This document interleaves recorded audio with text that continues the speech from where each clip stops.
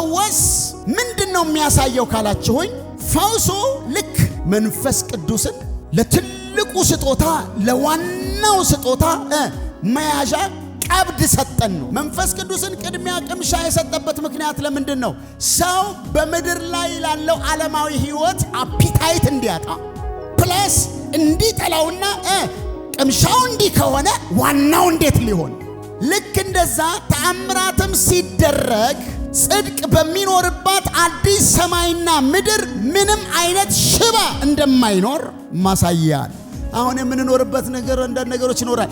እመኑኝ ካላችሁበት ችግር ካላችሁበት ጭንቀት ካላችሁበት የኮራፕትድ ከሆነው ዓለም ማለፍ የምትችሉት በደስታ መኖር የምትችሉት ያንን ስታስቡ ብቻ። አለበለዚያ ዛሬ ትደሰታለህ፣ እንደገና ነገ ትወርዳለህ፣ ነገ ትደሰታለህ፣ እንደገና ከነገ ወዲያ። እቺ ምድር ፍጹም የሆነ ልትሰጥህ አትችልም። ሰውነታችን ሆነ ማንነታችን ፍጽምና የሚያገኘው እዛ ነው።